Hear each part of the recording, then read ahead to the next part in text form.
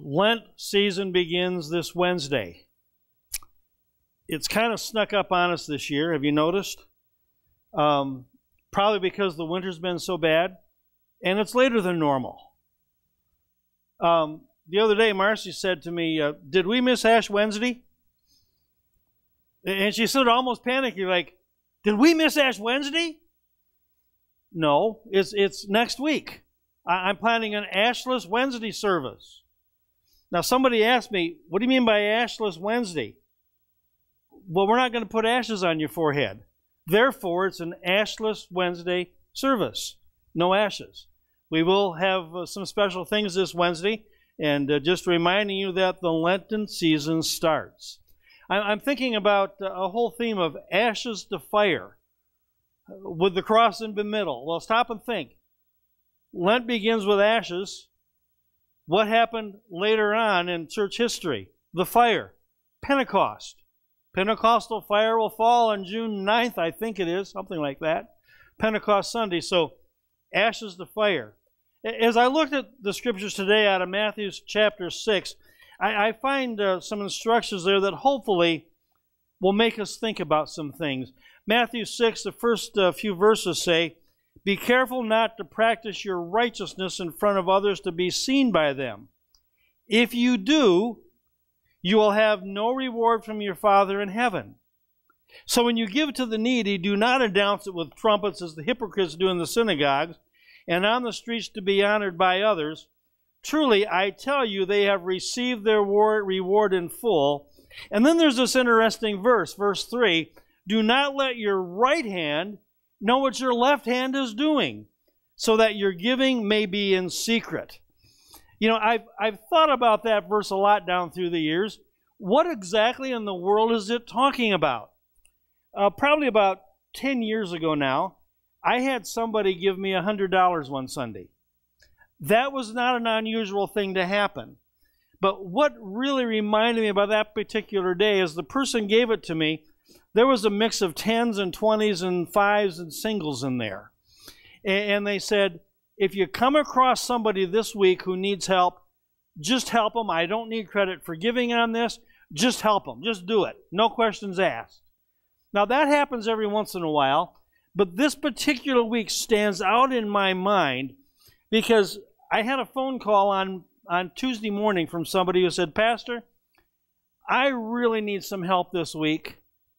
I'm really up against it, and blah, blah, blah, blah. They went on with the story, and I said, where can I catch up with you later? Well, I'll be at home all day. I said, okay, I'll stop by. I can help you a little bit. About an hour later, the phone rang. It was another person who said, Pastor, I really need some help. And I said, well, where can I meet you? And they told me where and at what time. So I went off to meet the first person, and I just felt impressed. Give him $48. And when I handed them the $48, they kind of went, you're not going to believe this. That's exactly what I needed. So I went and met the other person. Are you ready for this? After dark in a parking lot. And they came up to me and shook my hand, and I slipped them the $52 and went back to my car and left. Now, if anybody would have been noticing that, we probably both would have been arrested and in jail for drug sales or suspected drug sales. It just looked kind of suspicious. The next day, the person called me and said, Pastor, you're not going to believe this. I needed $51.90, and you gave me $52. Wow. Just one of those things that just really happened. I didn't know the need in either case. I didn't know how much money they needed. I knew what the one person needed it for, but I had no idea how much money. What amazed me is it was the exact amount of money in both cases. Let me tell you who was blessed. Two people who needed an exact amount of money were just amazed that that exact amount of money was given to them. I went to the person who gave the money on Sunday, And a lot of times this person would give me money. It might have been a $50 bill or maybe $100. Once in a while they'd slip me a couple of hundreds and just say, help anybody this week who needs help. There are several people who have done that down through the years. But that particular week, this person opened their wallet and just gave me a wad of money with singles in it, and 5s and 10s and 20s. I didn't even have to break the money up. It was already broken up. And when I shared the story with that person was blessed to know that they had listened to God and was able to give. You know who else was blessed? This pastor. Because of someone's generosity, I was able to help a couple of people. But what was really blessing is the impression that God put on me for the exact amount of money to give that first person and the exact amount of money that was left to give that second person, and the amount of money was exactly what each of them needed. Now, it would be wonderful to walk around and just say, wow, here's two people that faith in God is renewed because God met a need. Here's a person who gave, who's just blessed beyond measure because God told them to do something, and wow, they did it, and look what happened. And this pastor was blessed because he was able to help some people, and it was just worked out perfectly. You know, it would be real easy to walk around and for the person that gave that money and pat themselves on the back. And it had been real easy for me, even easier back then because I was thinner, to pat myself on the back. But then I read this warning in the scripture in verse 3. My translation of that verse is not, don't let your right hand know what your left hand is doing. It simply is, when you give to the needy, when you help others, don't pat yourself on the back. Do it in secret. What is done in secret will be rewarded by a God who cares, who saw what you did, who will love you to pieces because you listened to Him. I've thought about that a lot this last week. When you help others, don't pat yourself on the back. Well, those scriptures go on to read in Matthew chapter 6, when you pray, don't be like the hypocrites, for they love to pray standing in the synagogues and on the street corners to be seen by others. Truly I tell you, they have their reward in full. But when you pray, go into your room, close the door, and pray to your Father who is unseen. What comes after that, of course, is the Lord's Prayer. Our Father who art in heaven, hallowed be your name. We're very familiar with that prayer. As I look at that whole thing, I know people who are prayer warriors. There's people in this church who I can call if there's a prayer need and just share it with them or just tell them there's an unspoken need, and I know that they're going to get down right then and start praying and pray the glory down until they feel that God's going to answer some prayers. I just know that for a fact. But what follows here, and what's talking about praying in secret, is telling us, don't brag about how holy and righteous you are. Don't be out there broadcasting your prayers all the time. Now, I think I've put a new twist on this, and don't anybody throw rotten tomatoes at me, but keep those prayers for your family members quiet. We're praying for a lot of people in this church. There's a lot of people on our prayer list that we're praying that they'll see the light and they'll come back to God and they'll flood back into the walls of the church at some point during the week and end up in heaven. Jim Brower was one of those. That man's been prayed for years, and 2 weeks ago, he decided to follow Jesus again. Hasn't hardly been able to communicate since. Today he's in heaven because of the prayers of his friends and his Christian family. Now, here's my point. If we're talking about how we're praying for everybody all the time and broadcasting it in public, and we get up in church and we say, I'm going to get in real trouble here right now. I can just sense it. And we say, I'm just praying for so-and-so. You know, they've been so horrible all the time, and I'm just praying that they're going to get back to church. If that person knows that, do you think they're going to come back to church? Out of sheer embarrassment, they're going to stay away. Even if they do come back to God. That's just a thought. It's free. Don't be mad at me for saying it. Say, oh, Pastor, the filter's off this morning and you're talking, aren't you? When we start praying, some prayers just need to be kept quiet. And then when God answers that prayer, we can give Him the glory. Nothing we did. It's everything that God did. And then Matthew 6:16 goes on to one more thing here. When you fast, do not look somber as the hypocrites do, for they disfigure their faces to show they are fasting. Well, I read that real simple to say, don't put on a righteous show for your attention. Let me just tell you a story. I had a friend in college, had a girlfriend that his mother couldn't stand.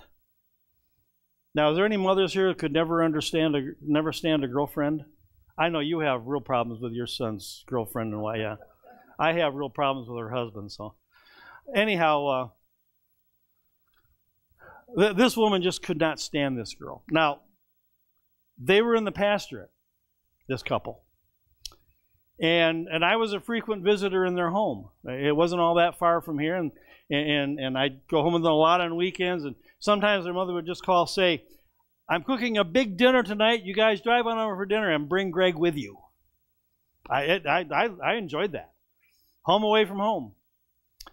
The mother was very, very open about she did not like the girlfriend. Now, the girlfriend's family was a member of the church, and so was she. And as we were heading over there one night, my friend said to me, just want you to know Mama's fasting until I break up with my girlfriend. So I don't know what we're going to run into at home.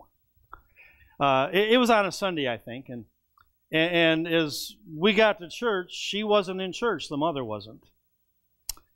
And we went over to the parsonage for dinner afterwards, and the mother still had a house coat on. I don't think she had combed her hair. Either that or well, let's just say it looked like an explosion in a mattress factory, okay? Her face was drawn. She was crying and dabbing her eyes and wiping her nose. And she did this all through dinner and kept staring at her son the whole time. And then she'd go, woo-hoo! It was awkward. Terribly awkward. Now, I have to tell you that her prayers were answered. They did break up. But in the process, they had to leave that church and go to another church because it caused so many problems in the church because of her actions. I look at this whole thing and say, yeah, if I'm going to pray, if I'm going to fast, I need to go out and act like a normal human being in my daily life and not put on a show. You see, I see a theme. I see a theme through these three things. Pray in secret. Give in secret. Fast in secret. It's a simple thing. They call it low-hanging fruit. Well, my grandparents had an apple orchard for years on the farm, and it was easy to go out and reach up and grab the lower apples. The upper apples, you had to have a ladder. That low-hanging fruit was easy to get and just eat. Back years ago when we were doing camp, we used to have monkey breakfast one morning every week. We would take all the breakfasts and put them in bags, boxes of cereal and a carton of milk and a piece of fruit, and put them in bags and go out early in the morning and tie them to the tree branches. Nothing was ever high. It was low because we're talking about elementary school kids. They're not going to be able to reach 6 foot high, so we'd put the stuff low. Low-hanging fruit. easy to get. This message here that we're reading about is low-hanging fruit. Matthew 6:4. Give secretly, then your Father who sees what is done in secret will reward you. Matthew 6:6. When you pray, go into your closet and pray to your Father who sees what is done in secret, and He will reward. Now, give me a side note about this prayer thing. Yes, a lot of prayers we just need to go and pray in secret. We need to keep them to ourselves. They're nobody else's business. But there are times as a church we need to come together corporately in prayer for the needs of the church, for the basic needs of the people of the church, for people that we are praying for their salvation. And even then, we need to keep it within the walls of the church and not broadcast all over the place what we are doing. Now, we need to bring our own needs to each other. I so appreciate it when somebody calls and says, Pastor, can I share with you what I'm going through right now? And I appreciate it because then I know how to pray for you.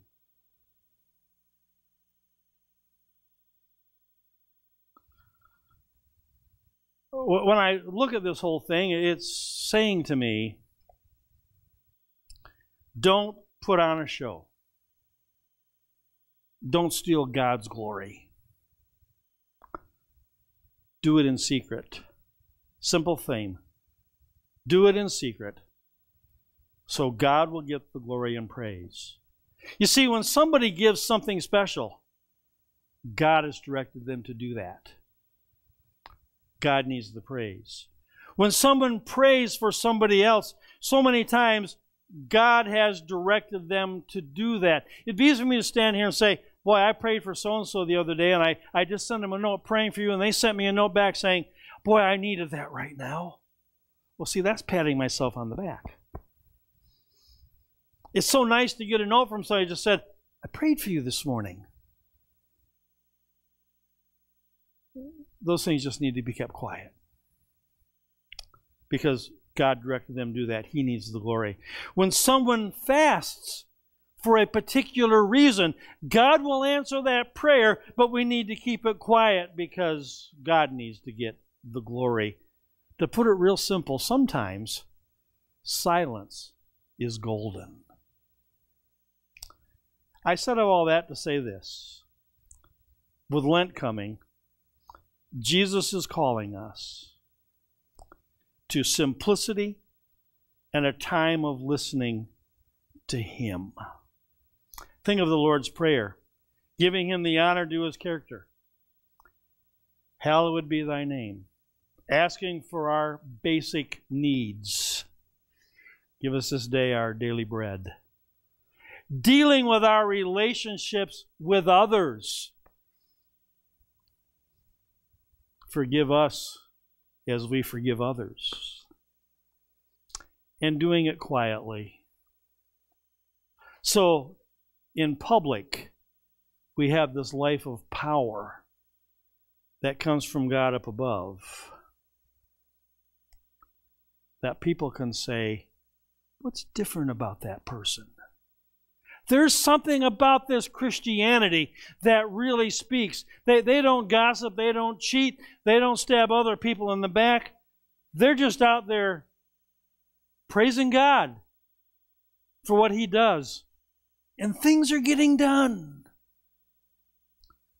I look at this thing about prayer. Philippians 4:8 says, in everything pray and give thanks.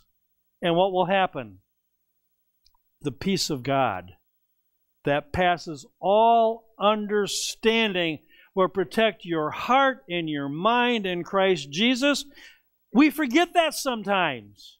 I got to tell you, my cage has been rattled 2 or 3 times this week. And before I got to worrying too much, wait a minute, yeah.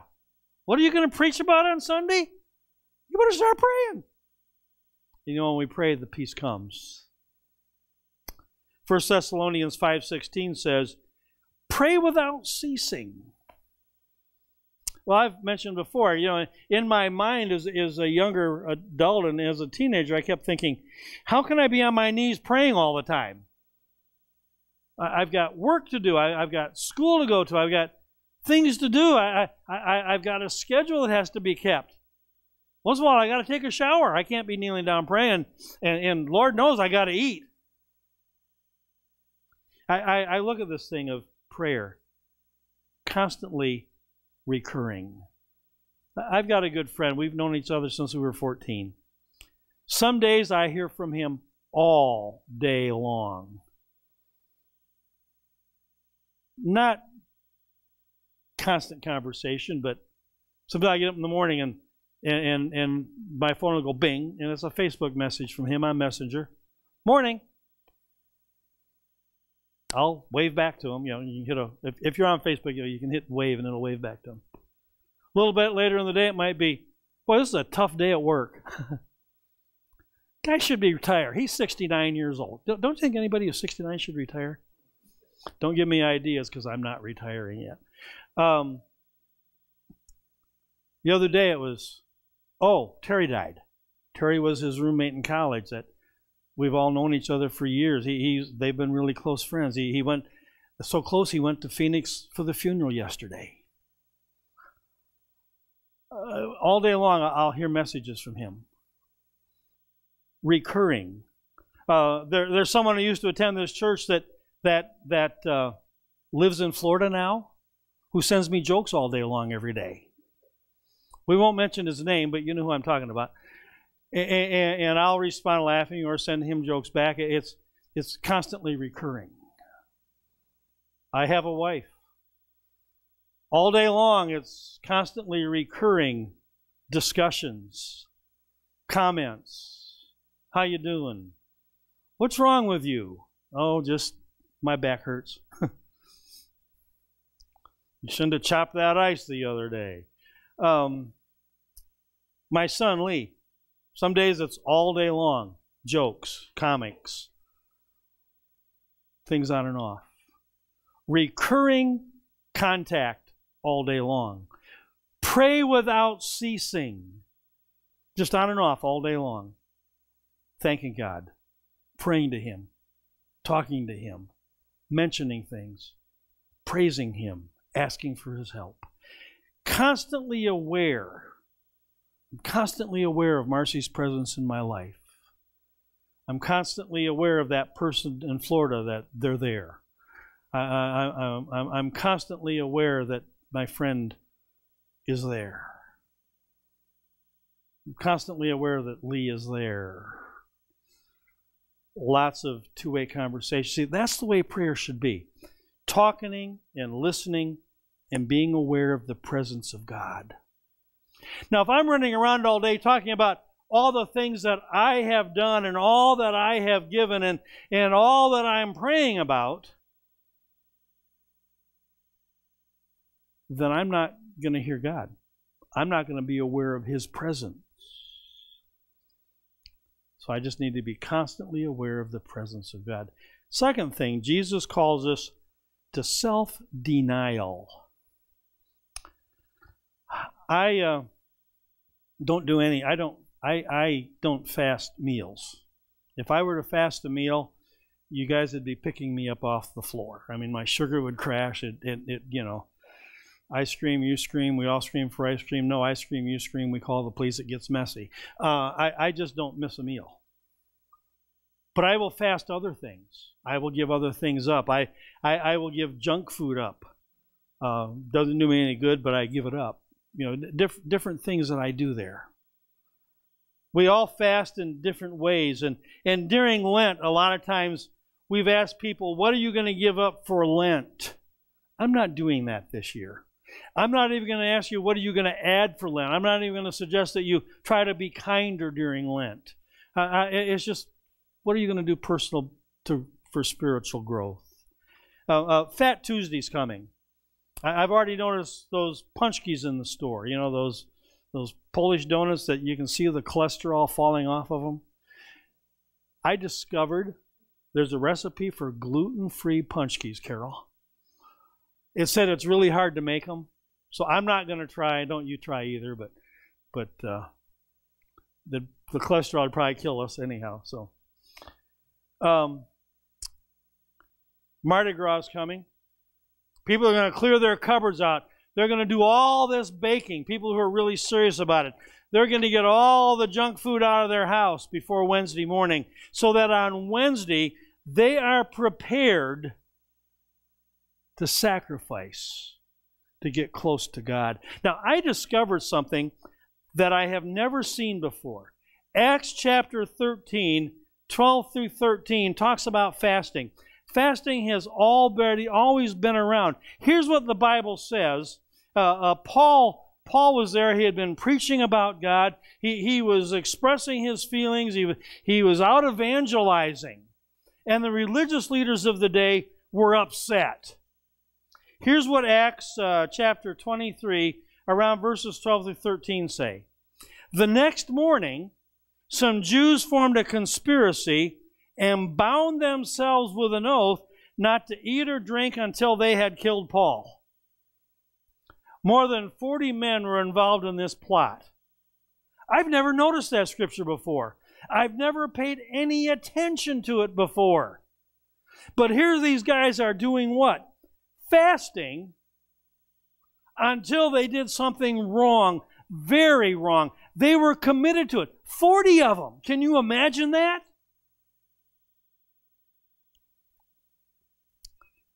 I wonder about my Christian commitment sometimes to do something right, very right. Would I be as committed as those guys were in killing Paul to see something done very, very right?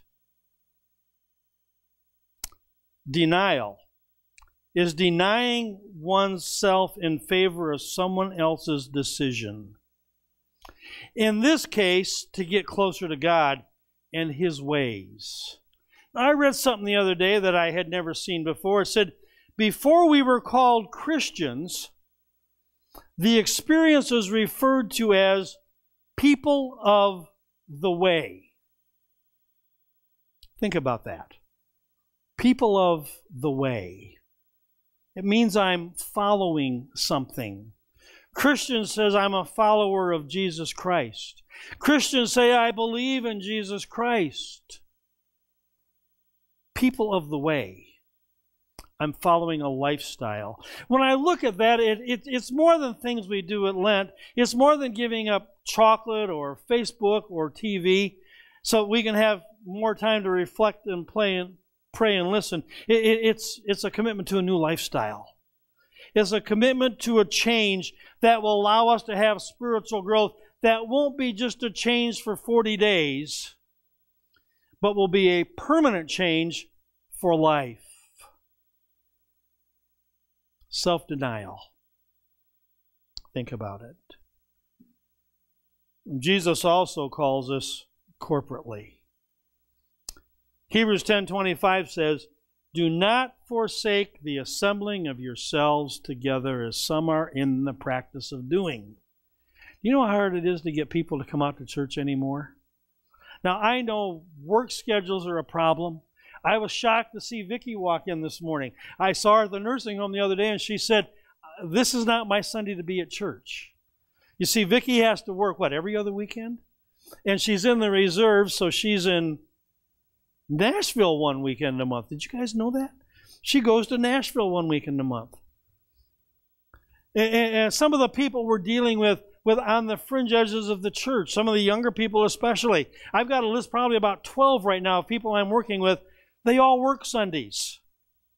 You see, when you're young and you're out first getting a job, you don't get the good hours. You don't get the 8 to 5s. You get the crummy hours, the midnights and the daytimes and the Sundays and the weekends. And so it's hard.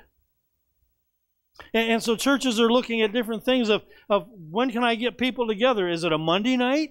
That's working. Is it a Wednesday at noon? That's working. Is it a Saturday morning for breakfast? Sometimes that works.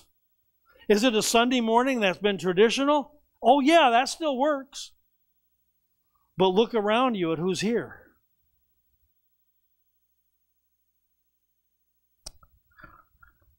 At some point, Christians have to come together and worship together and pray together and share together. And so if it's a Friday morning where some ladies show up for a study and discussion that can't even come on Sunday, praise God, they're there.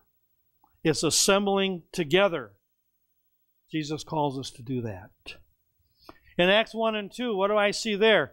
They prayed together. Man, they spent 7 days in that upper room. I hope that they had a lot of Febreze in there. I hope they were able to open the windows and let the air just blow through there.